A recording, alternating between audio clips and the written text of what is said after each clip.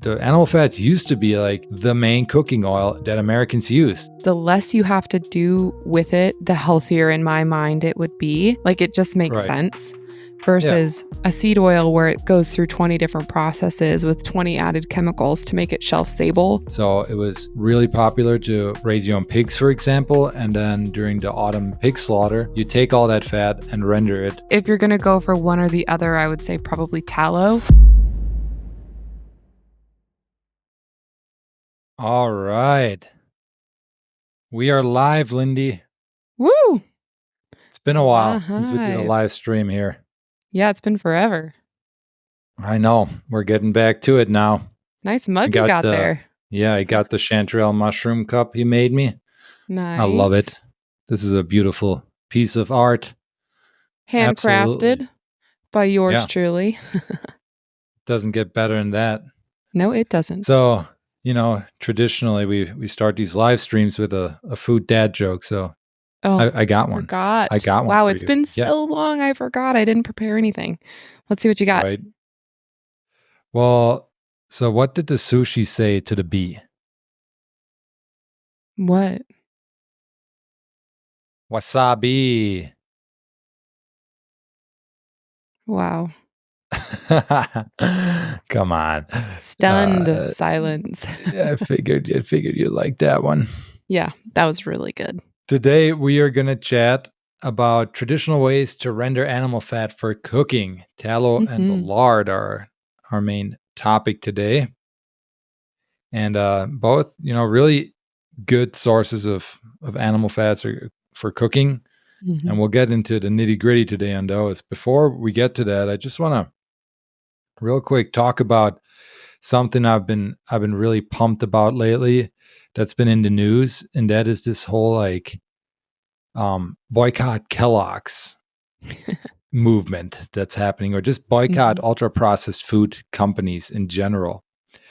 And if people have been following the news on that, they a few of the food influencers, quote unquote, got over 500,000 of people to sign a petition to basically get Kellogg's to remove food additives from the food supply, the kids' cereal, or at least remove stuff from that ultra processed food that they use in the US, but they don't use in any other country.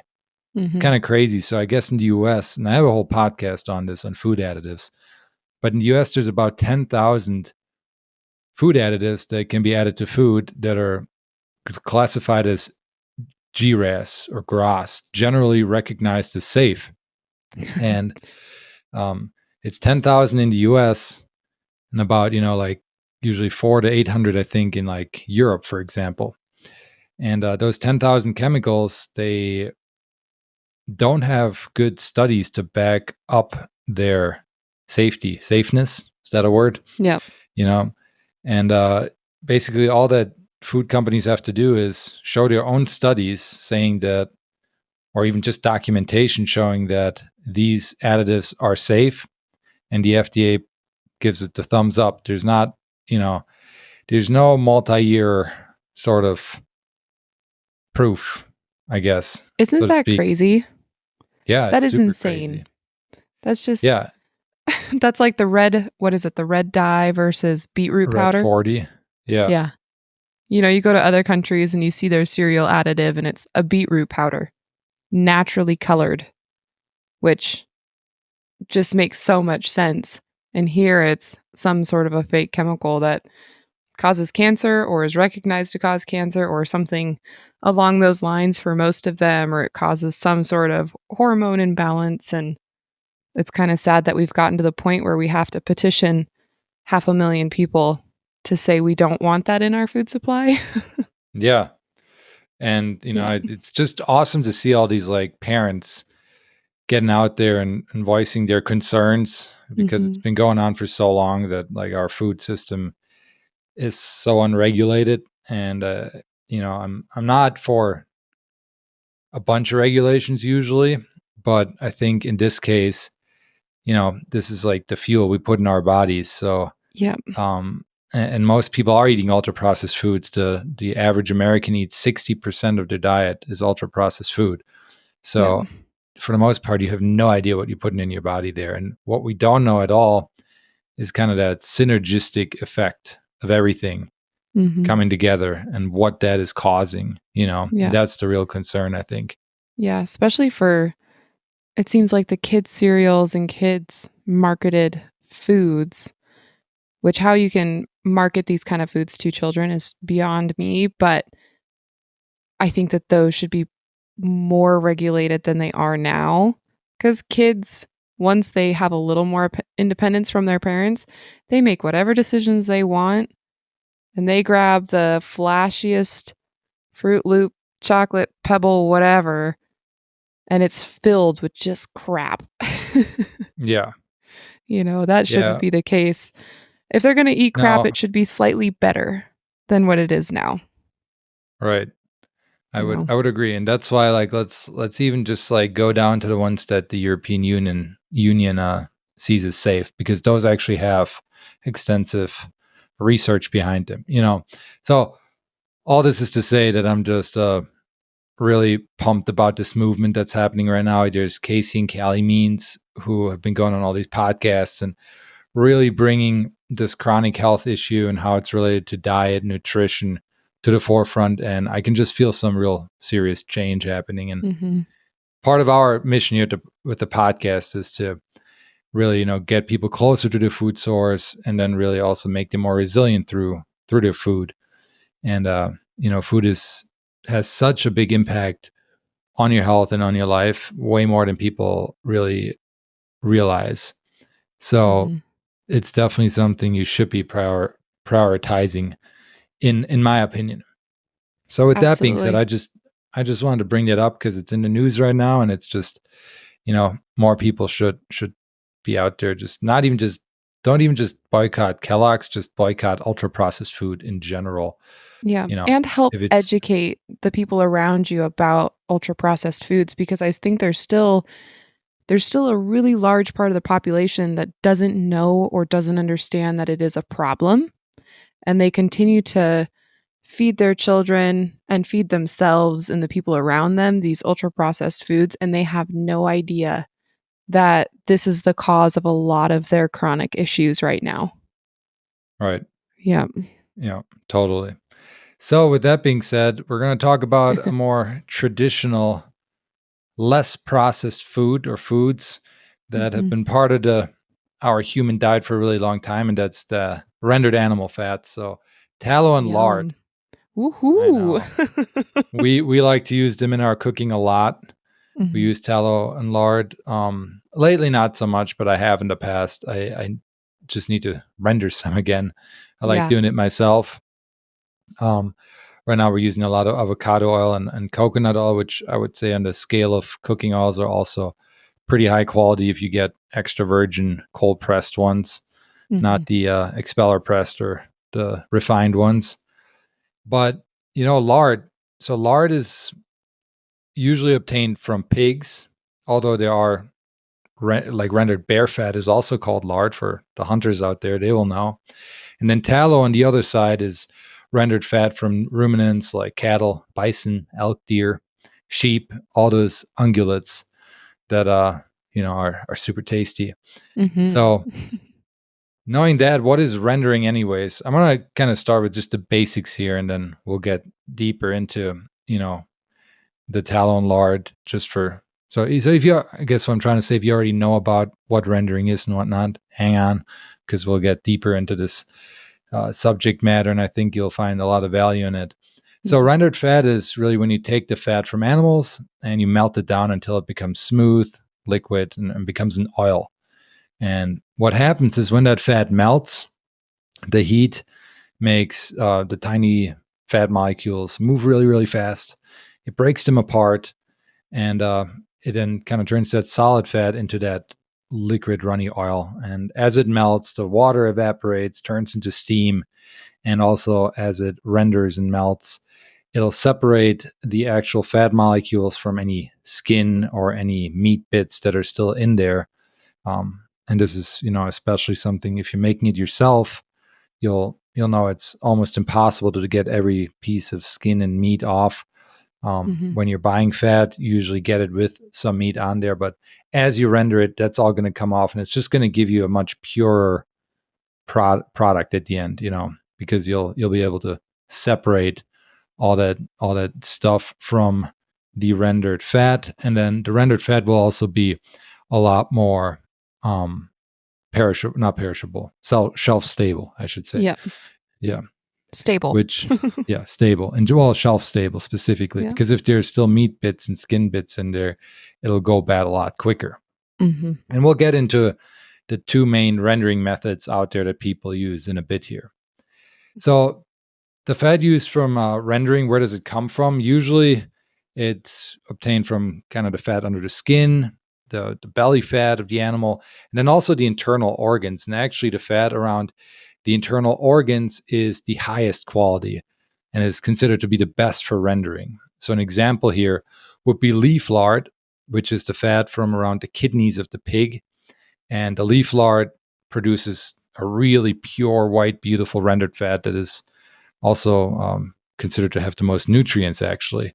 And, they do it for beef too. I've seen like leaf tallow, I'm pretty sure. So I know they do it. I don't know if they call it that specifically, but you can take that kidney fat from any animal, really, that's big enough and has that kidney fat to turn it into that super high quality rendered product. I do think that fat specifically has the least amount of odor to it when you render it down as well.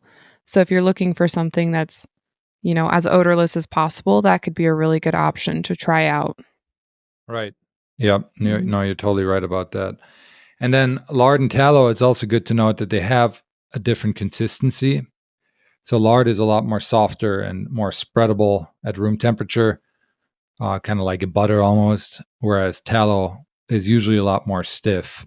And that has to do with the fatty acid composition of the actual fat. So lard is softer because it's got a lot more unsaturated and monounsaturated fats than tallow. Tallow is usually super high in saturated fats. So I would say a lard is a lot closer to an olive oil in fatty acid composition, but it still has a lot of saturated fat in it too. And if you want to like really dive deep into fatty acid composition, the first ever Year of Plenty podcast I recorded is all about that, where I get really into weeds on that and explain the differences there. And so for you nerds out there, definitely check that out because it's a good deep dive. Go way back to the beginning. Yeah, episode 1. So there's also some differences in lard and tallow for cooking. And I think, Lindey, you wanted to share something on that. Yeah, definitely. So lard, for one, is really nice to bake with. It's going to be a little bit better than tallow, mostly because let's say you're baking croissants and you're rolling this into the dough, it's really going to melt in and kind of absorb into whatever it is you're cooking or baking, versus tallow is going to you're still going to have that mouth feel of it in there, maybe a little bit of an odor, but the lard, tends to absorb into it. It's really nice for seasoning cast iron pans, but it's usually, more for cooking and baking. It also has quite a bit of a lower smoke point. So this one you don't want to use for frying, like anything really high. The smoke point on this oil is going to be 374 degrees. Well, it's actually, to interrupt you, it's still pretty good for frying. Like that's still a pretty good smoke point. Yeah, it's just not as good as tallow, I guess I should say. Yeah. So if you're going to go for one or the other, I would say probably tallow, mostly because I think when people are frying with tallow, they want to have a little bit of that extra flavor. Versus like a vegetable oil, you won't have any flavor. The lard, you won't have as much flavor too. So yeah, if you're worried about that, I guess. If you're gonna like fry something in a deep fryer, definitely the tallow is better for that. And you can actually reuse that tallow multiple times. Yep, absolutely. And then the tallow, again, great for frying foods. Its smoke point is around 400 degrees. It does have a little bit of a stronger flavor and more of a waxy mouthfeel, like if you eat a piece of dark chocolate. It kind of sticks in your mouth a little bit. Some people don't like that. I don't really have a problem with it, but I've also never told myself I have a problem with it, so there is no problem. I think a lot of Yeah. people eat it and they're like, "Ooh, this is going to be bad." And so then it's bad forever because they've already convinced themselves. So, kind of think That's about a it. good point. Yeah. Yeah. It's just something, I think it's like, it used to be really common in the human diet, that kind of waxy texture, because we were Yeah. eating a lot more animal fat, a lot more unsaturated fat. And, over the last 100 years or so, that's changed. So I think it's just like this, Hmm. it's a strange thing today, but it really wasn't for most of Yeah. And I human think there's culture. I think there's a really I'm not a professional chef, but I think if I was a professional chef, there's ways to use tallow and use that kind of waxy mouth feel to your advantage. I definitely think that there's ways that you can cook with it that makes that desirable. Not that I know how to do it. Maybe someone else knows how to do it and they can share that with us, but I do think that the way that you cook with these products is definitely going to help give you the best end result that you like. Um, so that's something to think about there.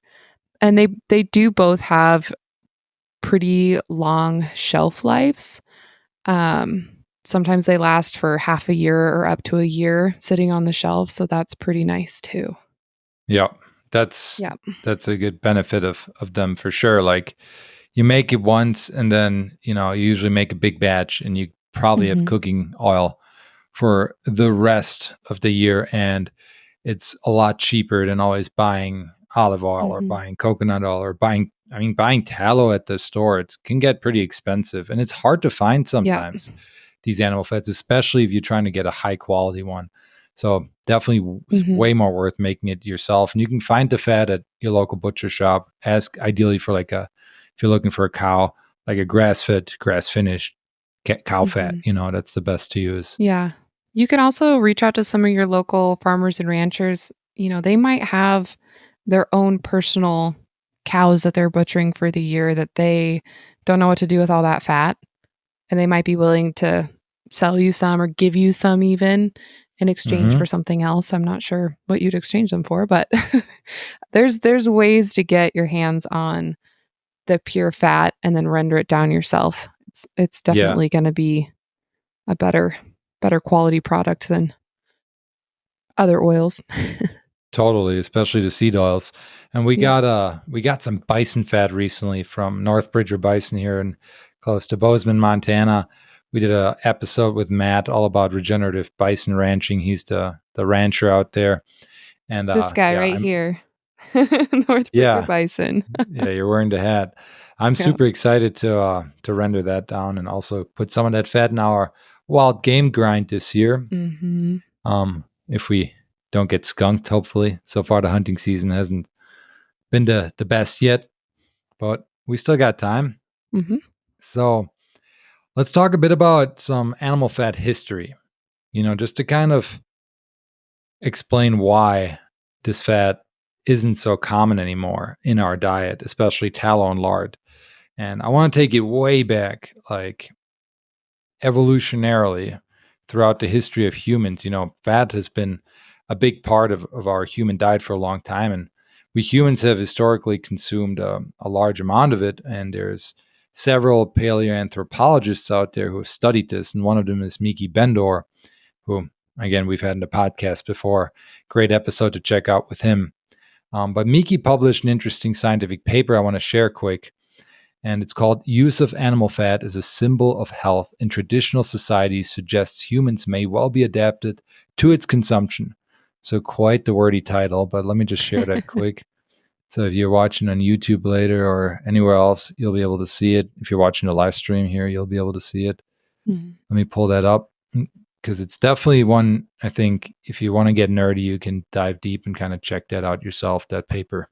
Mhm. But I took some notes here on some of the key takeaways. And a key takeaway for me was that humans have historically consumed large amounts of animal fat, with the percentage of fat contributing significantly to energy needs, especially in cold and dry climates. So that fat was really important as a source of energy. And if Yep. you look at the macromolecule fat, it's got 9 calories per gram versus like a carbohydrate or protein only has 4 calories per gram. So almost more than double than those other macronutrients. So packs a lot of energy.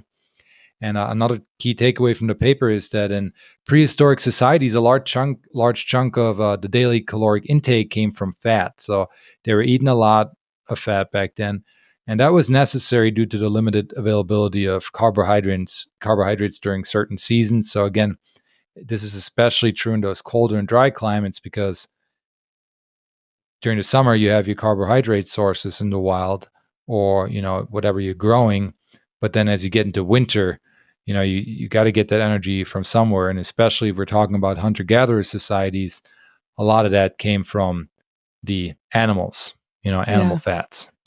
Yeah, I think And that's a good point. It would be like living in Montana with no yeah, grocery stores, no supermarkets, no farmers markets, no nothing. In the summertime, you can go out and forage to your heart's delight. And then wintertime comes and you're digging through quite a few feet of snow to get to anything. And whatever's under there is going to be so far gone at that point that, you're not going to be able to forage for it. So you're hunting bears maybe in their dens to get some extra fat or some elk or whatever it is you can find. yep, Yeah. totally. And those animals are going to fatten up before winter too. So usually Mm-hmm. going into winter, there's a lot of fat on them. And then during the winter, they kind of live on that. But, early spring, then they start to get real skinny. So, but then you start going to tubers as a hunter gatherer and Yep. getting more carbs that way. Mm-hmm. But another key takeaway from the paper is that ethnographic accounts from diverse societies indicate that fat was more desired than lean meat. I thought that was interesting, but makes sense again. Yeah. Yeah, Like it's in a super lot of these, interesting. I think that it's been so trendy these days to have lean diets, lean meat. Lean meat equals lean muscle mass is what a lot of people, that's what I grew up thinking. And I don't think that's the case anymore, but it is interesting how everything has started to shift again, yeah, for sure. totally. And if you think about it, like it's tough though with wild game, right? Because the wild game doesn't have that intramuscular fat like a livestock animal does. So I'm sure they were really targeting those large game animals, like a moose, for example, that they do actually have a really nice fat layer on them, or a bear, or an Mhm. elk, even. So, the lean meat. I like eating lean meat, and we eat a lot of wild game, but I get really excited if I can make my like wild game grind and add a bunch of fat to it. That usually makes me feel the most fueled. So going on with this paper here, another thing I noted was that early hunting strategies and archaeological evidence show a preference for fat-rich game animals over leaner options. Okay, that's kind of what I just explained. But then the fat was also valued because it was a long-lasting, storable food source once rendered. So bringing it back to the rendering, and I found another book called Zooarchaeology and Modern Human Origins, and they have a chapter in there that I'm going to switch to now quick for the people watching because they point out like an actual historic fact, showing that um that humans were likely using this stuff and It actually is rendering pretty it too. Yeah, it's pretty crazy to think about how long people have actually been storing their own food and Yeah. processing, or lightly processing, I should say, their own food. And Hmm. now most people have zero skill in that area or knowledge. And it's like a booming plethora of knowledge that's coming out now for people to start learning how to do it again. Yeah. It's so interesting that we've done it for thousands of years and lost it all within 100 That years. that's how it happens. So, you And stop. we'll be building again for 1,000 years. All right. So, Convenience is skills lost. yeah. So the more convenient things get, the more we lose these crucial skills. And here in this chapter, I just want to highlight this quick where they say that, and this is all about bone grease rendering. So they're rendering fat from the bones, from the bone marrow, which is super high Oh, nutrients. And they were saying yum. that extracting the fat contained in bone tissue is one of the methods that could have been used to increase the lipid portion of the diet. Boiling is the method often used to render bone grease, so they were boiling. The bones are submerged in water and then heated over a slow fire for varying amounts of times. Bone grease rendering was commonly practiced by forager groups living in very diverse environments, like the cold tundra, boreal forests, plains, and high deserts. So again, those cold, dry climates. Let me just end this share here. So, how did they render it? Well, sadly, in the archaeological record, we don't have the best evidence of how they exactly did it, but there are some theories and some evidence of them using heated rocks in putting heated rocks in a fire, heating them up, and then kind of digging out a hole with an animal hide in there that's filled with water, and then they would put those rocks in that water, and that would kind of bring it up to temp. And alternatively, they could have also just had a fire and then use natural containers like maybe a coconut shell or bamboo tube or, whatever you have out there. You could have maybe even found some sort of rock with a little divot in there. Bone even probably. You could probably use bone in that way in some way. So there's ways they did it. And I have an episode with Dr. Bill Schindler on the Year of Plenty podcast where we actually talk about how indigenous people in the U.S. rendered fish fat in very similar ways. So that's another one to check out if you're interested in all that. So let's move on though to some more recent history, because nowadays animal fats, if someone like we've been saying that it's coming back, like they're having a renaissance kind of, right? Mm-hmm. And the animal fats used to be like the main cooking oil that Americans used. So what happened? Why, like, you bring up tallow and lard to some people and they have no idea what it is. Yeah, or they think it's bad. Yeah, they think it's bad. Mm-hmm. And like, that's one of the reasons I wanted to do this episode today is because of that, because we've lost that knowledge. So here's what happened. Here's how it became unpopular in the US. I'll just give you kind of the kind of 360 overview, bird's eye view of what happened here. So before the 1900s, the animal fats were super popular for cooking and baking. And many families back then, they were raising their own animals for food, right? So it was really popular to raise your own pigs, for example. And then during the autumn pig slaughter, you take all that fat and render it and make your lard, Mm-hmm. On top of that, during that time, the meat processing companies were also becoming a thing. So they also had a lot of fat as a byproduct, and they were then rendering it down and selling the lard and tallow at the grocery store. So it was pretty available in the US, the lard and tallow, much more available than the vegetable oils that really reign in the grocery store today.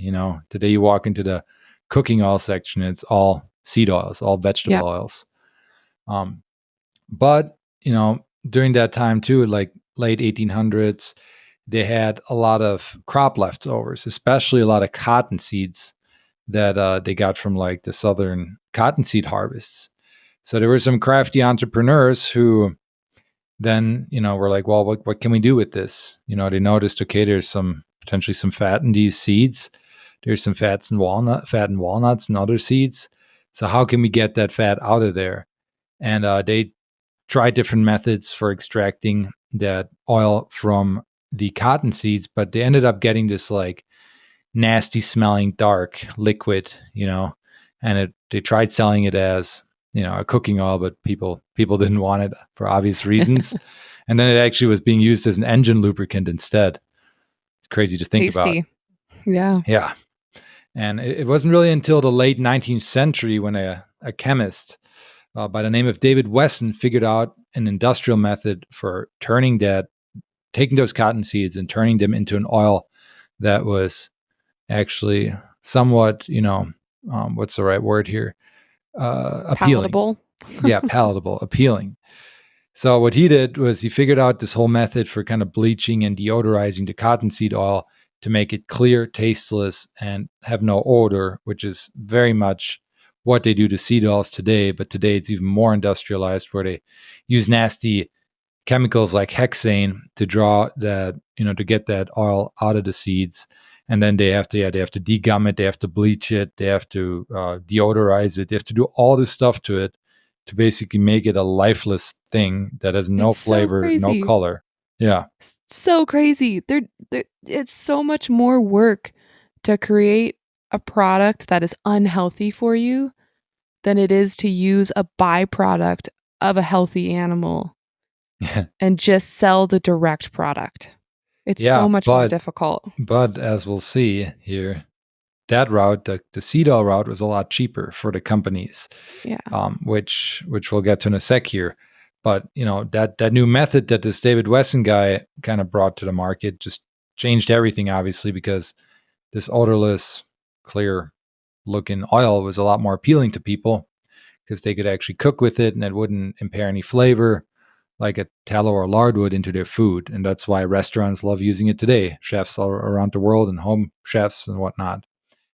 But then, that then also led to a bunch more companies coming up and kind of taking that method and extracting more cottonseed oil. But at that point, it still wasn't super accepted by the public. So they were mixing it with animal fats to kind of get that lard consistency. Yeah, because that's what people knew. Like, that's what people wanted. And that really resembled that solid shortening. So from there, then, toward the beginning of the 20th century, the industrial cottonseed oil was becoming a lot cheaper and easier to produce. And with that, the cheap price and then also relentless marketing techniques kind of led to this rapid adoption of the seed oils. So it was really the price that, kind of then brought it to the forefront and kind of made it even more appealing to people. But the marketing played a giant role too. So there's actually the company Procter and Gamble. That's a big company that owns a lot of food companies around the US. And they kind of put the final nail in the coffin with it when they brought Crisco on the market. And Crisco, I mean, most people who have shopped groceries have heard of Crisco. Yep. It's one of the main seed oils out there. And what Procter and Gamble did is they engineered this new way of making it, of processing it, which was hydrogenation. And this hydrogenation was like being portrayed as this like marvel, like by the marketers of Procter and Gamble. And it allowed them to make the cottonseed oil solid without having to use any animal fat at all. And that, made it more shelf stable. And it's the whole like margarine and all that. And people like went to that. They wanted that stuff. So they wanted something shelf stable. And the issue though with the hydrogenation is it introduced a bunch of bad trans fats into the final product, which, back then we had no idea about. And this kind of goes back to what we talked about at the beginning. The grass generally recognized as safe food ingredients or foods. And that those trans fats now, they actually a decade ago figured out that they are like really bad for humans, almost 100 years later, or 100 years later, yeah, to the dot probably, that it was really bad for humans, and that the trans fats are actually much more likely, to cause heart disease than other fats out there and whatnot. So it's just a good example of, us having stuff in the food supply without it being tested at all for safety, and then us having to go in and or the FDA having to go in and then make every company remove it from the food supply again. And it's done all this damage. So if you're out there still eating margarine and Crisco, that especially that hydrogenated stuff, the hydrogenated trans fats. If you look in a processed food, it'll still some of them like donuts will often still say hydrogenated trans fats. I would not eat that personally. Yep. We can believe it's not butter at this point. Literally. And they're making them remove that. I think by 2025, all of those trans fats are supposed to be out of the food supply. And it's been like an ongoing thing. They gave the companies several years to get it out of the food supply, which is kind of crazy too. But this Crisco, again, it had that no flavor, good shelf life. So people really jumped to it. And the marketers back then kind of like the Procter and Gamble marketers started marketing it as purely vegetable or vegetable oil. So they're actually the ones that invented the word vegetable oil that we call it today, the seed oils, And it's kind of tricky because people think vegetable, oh, that's healthy, right? Well, it turns out the way it's looking for the seed oils right now, I know there's still a lot of back and forth in the sciences and whatnot, but it looks like the seed oils really aren't that good for us, especially these industrially manufactured seed oils, Yeah. right? I mean, What's also great. Yeah, it go ahead. seems so clear that something that takes one step to process it in order to have an end product would be better for you than something that needs multiple chemicals or multiple processes or multiple whatevers to have an end product. The less you have to do with it, the healthier in my mind it would be. Like, it just makes Right. sense Yeah. versus a seed oil where it goes through 20 different processes with 20 added chemicals to make it shelf stable doesn't make sense. Yeah. I It just mean, seems crazy. common sense is a rare thing these days anyway, I feel like. So, Yeah. yeah, but it's really It's just coming back though. it is coming back. And the marketers are the ones that really did that. And I'm a marketer myself. So, like, it's kind of crazy to think about how the marketing can impact our culture in that way. Because just a few years after Crisco hit the market, Americans were buying more than 60 million cans of Crisco per year. And the animal fats kind of went from being the major cooking oil to, something that people didn't want anymore. Isn't that And then crazy? it's 60 crazy. And million. yeah, and you brought it up earlier, but a big part of that was because they also could produce those seed oils with time, with economies of scale, a lot cheaper than lard. A lot cheaper than raising animals. You can get a lot more seeds to turn into a seed oil. And that price difference obviously also then made an impact on why there was this switch to the seed oils. Mm-hmm. And then plus on top of all that, we had the demonization of saturated fat that now we know a lot of it, the saturated fat causing heart disease studies by Ansel Keys, which were like kind of the driving factor of all that movement, that anti-fat movement, turned out to be phony. And it turns out that he was messing with the data a lot to kind of fit his narrative. So if someone really wants to dig into that, look up Ansel Keys and his studies and the corruption there. It's kind of crazy because that shaped decades of anti-fat movement and low-fat foods and all that. So all this is to say that this right here, what we just told you, ladies and gentlemen, is kind of the power of food marketing, and it's still going on today. So be very wary of what's on the food labels out there. And the best thing is really just try to get like a diet of 80% real foods. Then you Yeah. can avoid most of this in And if you general. can't do 80% of real food, do 80% of the best of what you can.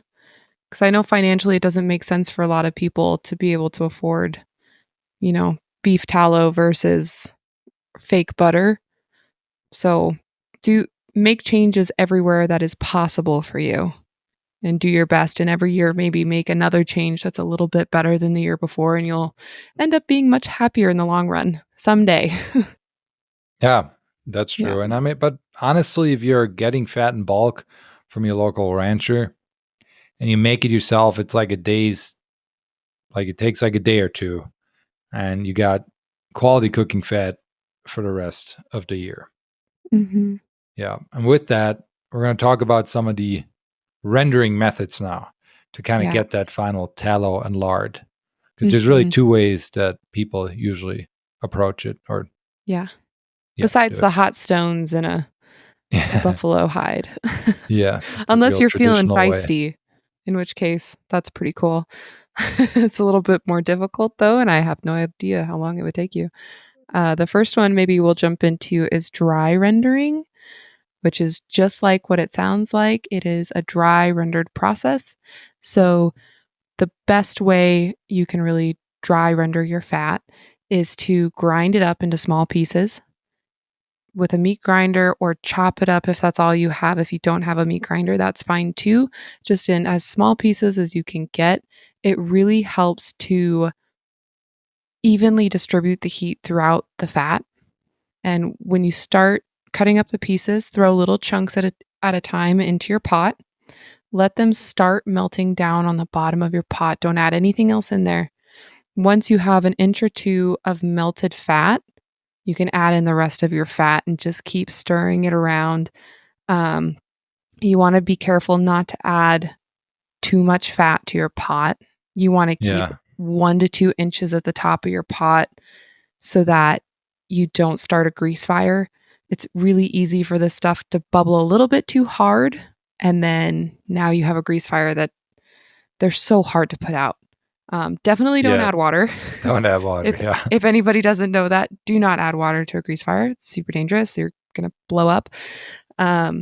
But you just keep rendering it down until most of the fat in there is a nice golden brown, or the fat cracklings, not the fat itself. You want the fat itself to be a nice kind of, mellow yellow, clear color. The cracklings should be pretty well crackled. They shouldn't be large chunks of unmelted fat. At that point, you just take the fat, let it cool quite a bit, get all of your cracklings out, usually in like a fine mesh strainer.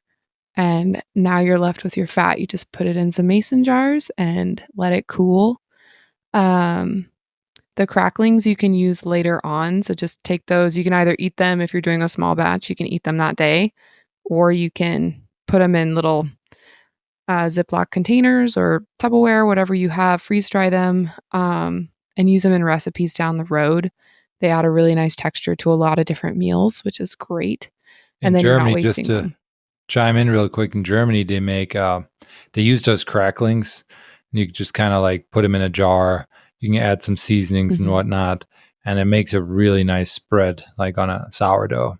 It's really Oh, tasty. yeah. That sounds great. Yeah. Another thing to mention is kind of at the beginning of the cooking process. So you want to start this all off on a low heat.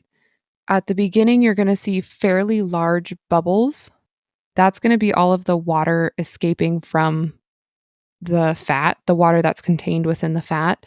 Towards the end of the cooking process, it's going to be a bubble, like a very small bubble every now and then. It's not going to be rolling bubbles. And this is still with that same low heat. And that'll show you that most of the fat has been melted and most of the water has evaporated from the fat, which is going to help keep it very nice and shelf stable. Hmm. Uh, so that's the dry rendering method.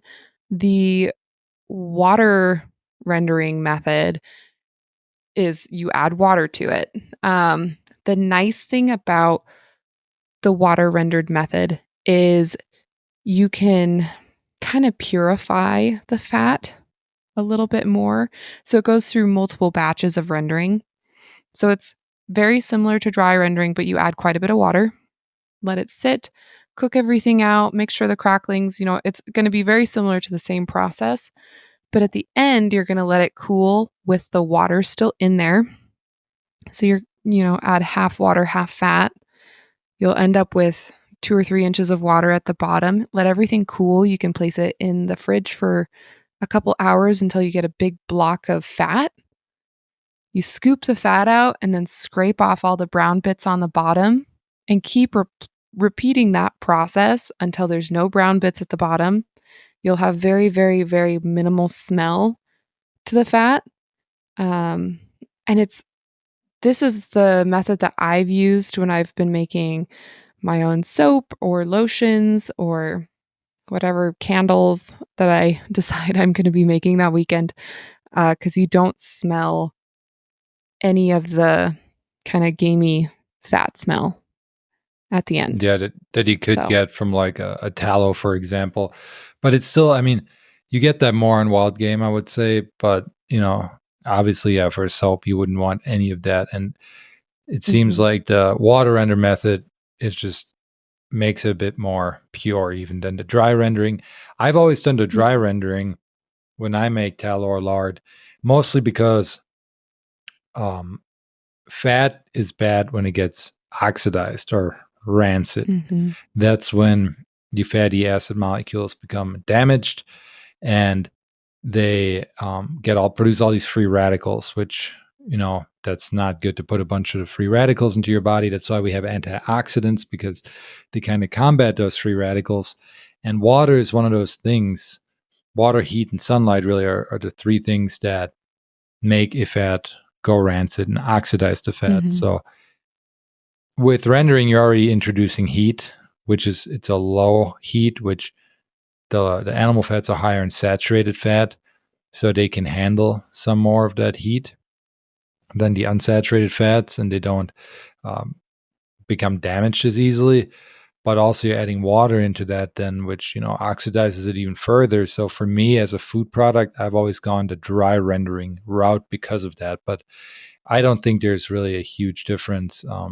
It's just something I've always considered, Mm-hmm. just for me, like the Yeah. oxidization there.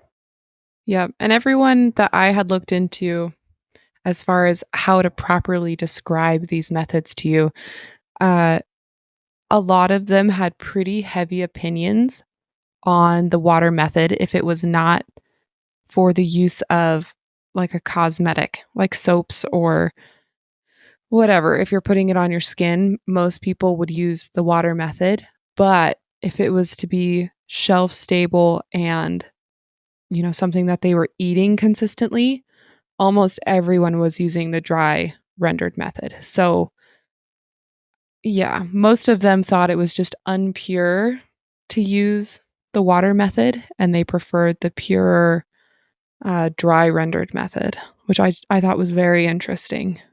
Oh wait, you mean the other way around? You said the pure dry render, but the Oh the no. water rendering makes it more pure, right? Well, no, I mean pure as in traditional. Ah, okay. So they seem to think that the dry rendered method was more traditional or more respectful to the fat Hmm. because you're allowing some of that flavor or smell or however you want to put it to remain within the fat Got it. versus Yeah, completely stripping all of what was the flavor of the fat, right, um, and just making it neutral, which is what the water bath method does. right. So it was just a very kind of uh, interesting, what's the word? Tidbit Debate. debate. Yeah. Yeah, Yeah. yeah. Debate from the foodies. Oh, there's many debates from the foodies out there. Oh. That many opinions, which is great because I mean, at the end of the day, just do what seems right to you and what you like the most and what you like to eat the most. I guess if we're talking about food. So Hmm. knowing that, let's dive a bit into nutritional profiles because I'm all about getting as much nutrients out of foods as possible, and you can get some nutrients out of fat. So tallow tends to have more saturated fat than lard, and as I mentioned earlier, I'm not afraid of saturated fat because in the last 5 years or so, a lot has happened in science, and they have really revisited that whole saturated fat causing heart disease and other chronic disease. That whole theory has been revisited and has kind of been disproven. There's still a debate out there, but it doesn't seem to be as solid as it used to be as a theory. And I am personally not afraid of saturated fats. Just think about how humans have used this fat forever in their diet, and I don't see how that can be bad for us personally if it's Hmm. been eaten for literally hundreds of thousands of years Yep. throughout human evolution. And there's definitely worse foods to be afraid of versus, Yeah. fat. Yeah. Well, and I again, the saturated fat in the context of ultra processed foods with a bunch of carbs and all these food additives, who knows if Hmm. that might not be the best, but like just the saturated fat itself on a piece of meat, Yeah. a real piece of meat, I'm not afraid of personally at all. Yeah. Yeah. I think a So, lot of it has to do with what they're pairing it with too. Saturated fats I think were bad because it's a bag of Doritos or a thing of junk food. That makes sense that you should maybe be a little bit wary versus if you're just eating, rendered lard. It's very hard to overeat spoonfuls of rendered lard. yeah, and It's I mean very easy to you're not gonna overeat be the doing rest of that. it. It's No. easy to overeat those kind of fats if they are in like a donut, or if they are in a Mhm. cheeseburger, because it comes with all Absolutely. these other things that make you crave more food, like high fructose corn syrup. Mhm. We just learned that recently, that is actually Yep. the fructose can trigger a thing in your brain to really want you to keep eating, and it overrides your satiety signals. So if you're eating a burger where there's a bunch of high fructose corn syrup in the bun and in the sauces, and probably even in the cheap cheese with that saturated fat, who knows? Yeah. At that Yep. point, I think it's just again going back to that combination of all these things into food, and that's what we don't know yet. I think, like, how are all these things cumulatively affecting our body negatively? Um, Mhm. yeah. But it's also a lot easier to get high quality tallow than high quality lard, which is why I tend to personally prefer tallow. You can get a lot of grass fed, grass finished cattle fat from local ranchers. You can buy it online. There's a lot of ranchers that sell direct to consumers, and it's really not expensive. Um, Usually like $3 a pound, which I don't think is bad for what if you compare that to how much lard or tallow costs in the grocery store, and knowing that it's probably going to be a lot better for you than the seed oils. And then I tend to go to tallow because those pigs and even the grass fed the lot feedlot cattle that are fed a lot of grains, they are fed a lot of grains, which has a lot more unsaturated fatty acids in it, which those are the omega-6 fatty acids that can oxidize quickly. And if those animals eat that, their fat gets a lot of that omega-6 fatty acid in it, and then you're also going to get that. So um, it's just, to me, it's not the same quality fat, and that's just a personal thing. Mhm. But I would rather have that grass-fed, grass-finished beef tallow that has good unsaturated fat, and then also some omega-3 fatty acids, because they were eating a lot of grass and biodiverse plant foods on the pasture. So that's something to consider. And then also the feedlot animals, they're, I would think, exposed to a lot more heavy metals and toxins. Think about those troughs that you're drinking out of, and um, you know, I can't imagine that they would produce as clean of a fat as like an elk, living in the mountains, or cattle out here in Montana grazing on these pastures that are gigantic, you know. And fat Yeah. does store a That lot would of. be a Yeah, go ahead. that would be a very, very interesting study to take a feedlot cow and, a free range, grass fed, grass finished cow and compare their fat side by side It's and been see done. what the actual differences are. Has it? It's been done. Stefan von Vliet, Dr. Stefan von Vliet, we've had him on the podcast.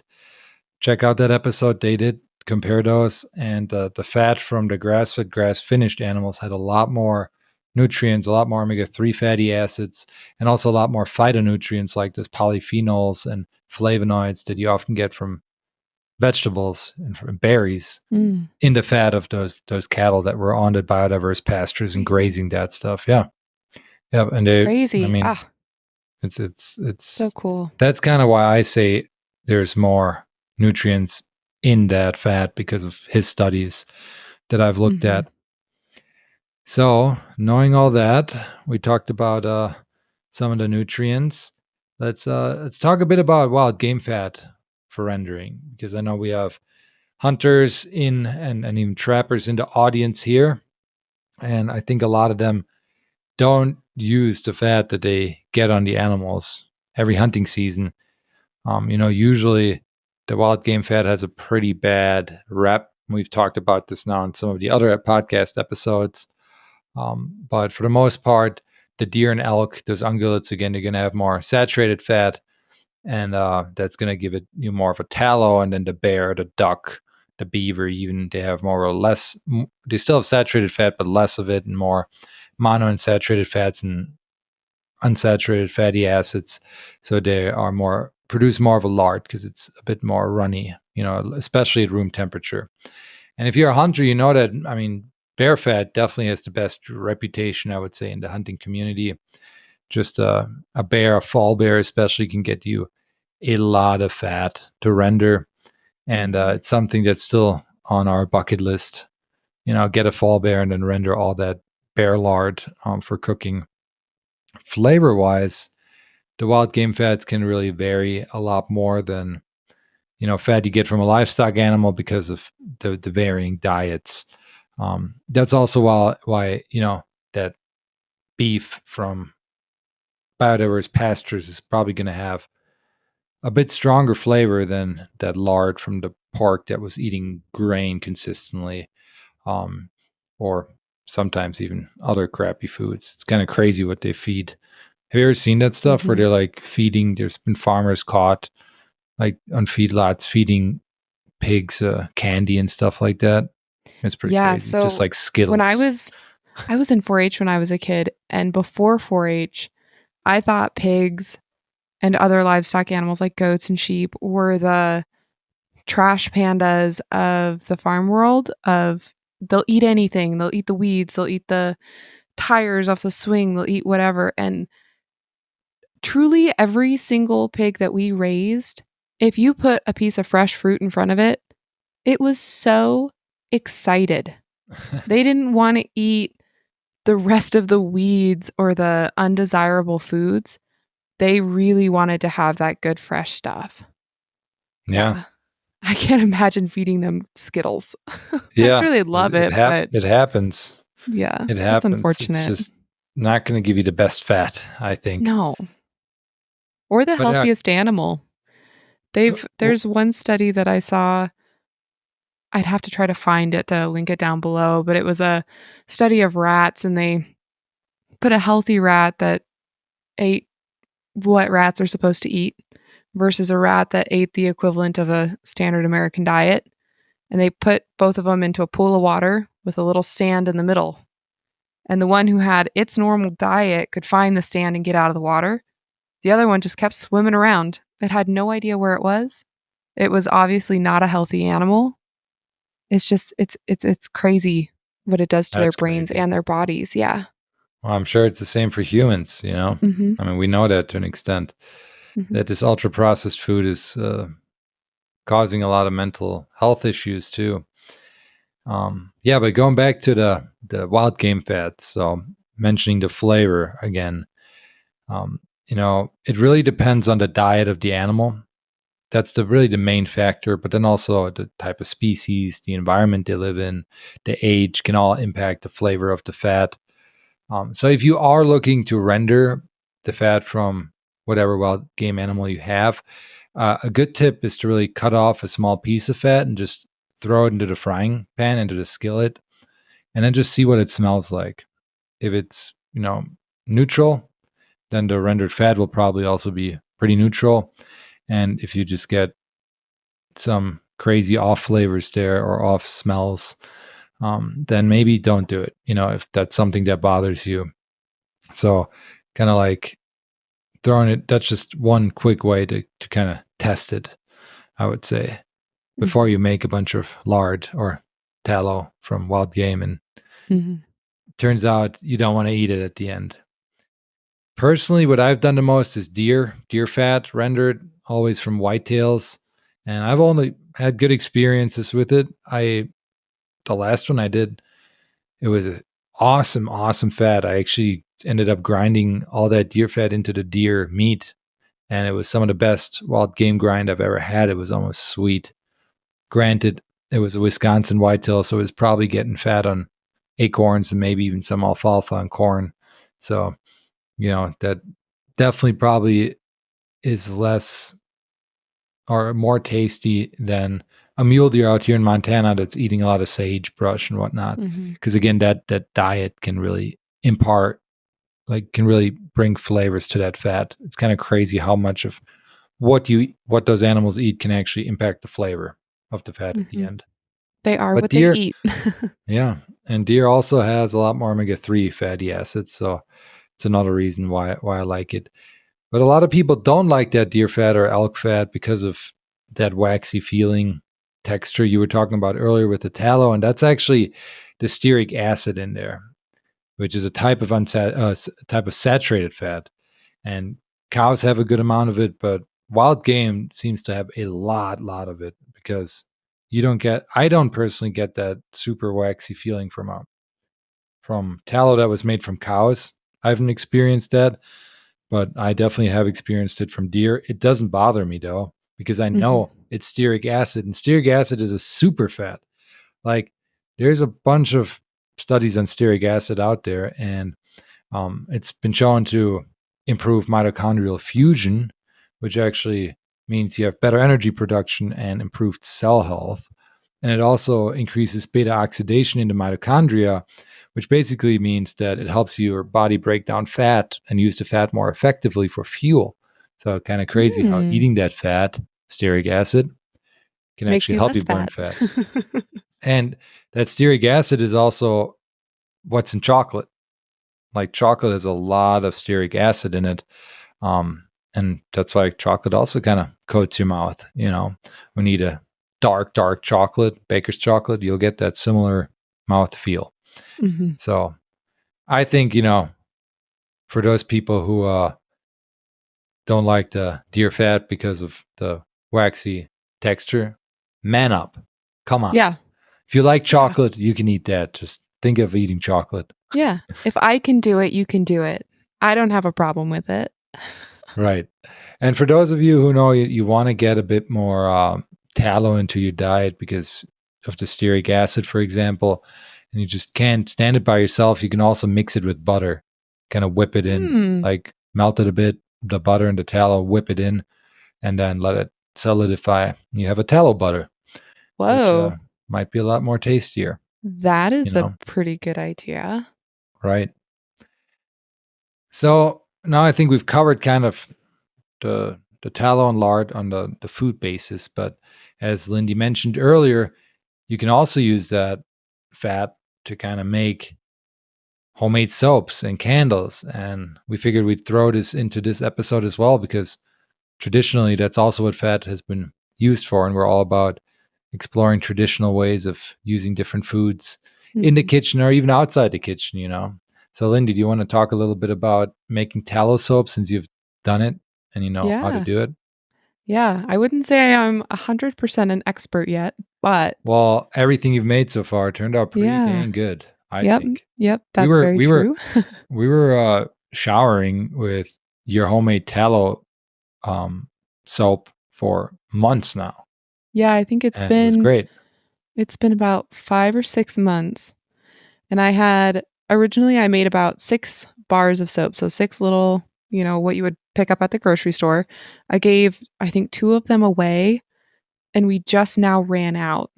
So to me, that's a pretty good yield for 2 people to use 1 bar of soap for, I don't know how that ends up math-wise, 1.5 months or so. That's pretty great, I think. So it lasts a really long time. I got my recipe from Bumblebee Apothecary. She's got a ton of different recipes on her website, so I definitely recommend checking her out, first of all. She's got like tallow, lip balms, and sunscreens, and all sorts of stuff. So there's something you can do with your tallow if you don't want to eat it. If you try to render it and you're like, this is disgusting, I hate it, turn it into some sort of a product. Whether you use it or you give it away as gifts or something, there's something that you can do with it. Don't waste it. So I had a lot of eczema and acne on my skin before I started using it. I still have a little bit of acne, but that's just, that's just a me thing. I don't think that's going away anytime soon. Um, but the eczema has completely cleared up, which blew my mind because I've had eczema since I was in middle school. I used to get it really bad on my arms and really bad around my nose and the side of my face. So that's gone, which it is just crazy because I've used all sorts of different, chemicals and stuff to try to clear it up over the years and nothing worked and I kind of gave up. So that was a very unexpected side effect of using the soap. That's cool. It's And you yeah. used grass-fed, grass-finished beef tallow that I had Yep. bought for that. Mhm. Yep. And it was very easy to do. The hardest part about the whole process is waiting 4 to 6 weeks for the bars to harden up because you get really excited and you wanna use them right away. Um, but it's really nice because you can do them scented or unscented, which for me is a big deal because 'cause I'm allergic to a lot of different scents. There's tons of products that I have tried that break me out in hives, or I get really bad eczema flare ups, or I'm like the scent of it I'm actually allergic to, and I'll cry all day because my eyes can't stop watering because I'm allergic to the scent. So, being able to control what scent goes in it, how much of it goes in it, or completely unscented is really, really nice. Like, I don't have to waste my money on products at the store anymore, which is pretty big. It hasn't stuck to the shower at all, which is there's for people who clean their bathtubs, which you should be cleaning your bathtub. Um, public service announcement, clean your bathtub. Um, if you use bar soaps in your bathtub, sometimes they get stuck on the walls because there's not enough water in there. Like the pump soaps typically have more water mixed in with them. And so they kind of come off the walls a bit easier. Bar soaps have a harder time. The tallow soap, I've had no problems. Like there's no big cakey buildup on the shower walls, which is pretty great. Um, it's antimicrobial, antibacterial, which also very nice, beneficial thing. Um, and it's been really nice and moisturizing for my skin. Like I haven't had to do extra lotions or extra oils. Um, I just use the bar soap. It took me, I would say, about a month to get used to using the tallow soap. For the first 3 to 4 weeks, I was a little bit extra dry. So once you get past that period, something happens with your skin and it ends up being fine again. So maybe people have tips on how to mitigate that a little bit because it was a little scratchy and uncomfortable for a few weeks. But after that, I was fine. And I know, Poldy, you didn't have any problems, No. right? Mm-mm. Yeah, it was fine for you. So if you're super sensitive, maybe use lotion for the first few weeks and then you'll be fine. Um, but yeah, it's definitely worth the make. Take us It's kind of like easy. through the steps a bit, just so we kind of Yeah. get a Yeah, feel for yeah. how to do it. So you go through I did the wet rendered or water bath method. I think I rendered mine 3 times before the bottom of it had no brown spots. It was nice and clear. It still, I think, had a ever so slight faint smell to it, but I don't really care. I was adding essential oils, so it doesn't matter to me. So I maybe could have done it another time, but I think that took a day, to get all of those rendered processes down. Um, Once that was done, I can't remember everything that was in the exact recipe that I used, but again, it's on Bumblebee Apothecary. You could just look up one of her tallow soap recipes for bar soap. But it's got lye, which was the scariest part of the process because lye, when you mix it with water, ends up having a chemical reaction that one, you need to do outside because you should not be breathing that in. Um, it's a very bad chemical reaction to breathe in. It gets very, very hot as well. So it needs to be in a heat safe bowl. So preferably metal is what I used with a plastic grip or a rubber It's got like a rubber handle thing on it. So the whole bowl itself is metal with a rubber grip on it. So I didn't burn myself because it will heat up the entire bowl. It gets super, super hot. So don't use glass because you'll break it. But you heat all that up. You heat all your little oils together, mix it all, let it cool until it's almost cold. And then you mix it with an immersion blender real quick. Pour it into a soap mold, which is kind of like a bread loaf pan that has a silicone mold on the inside. Tap out all the air bubbles and let it sit overnight.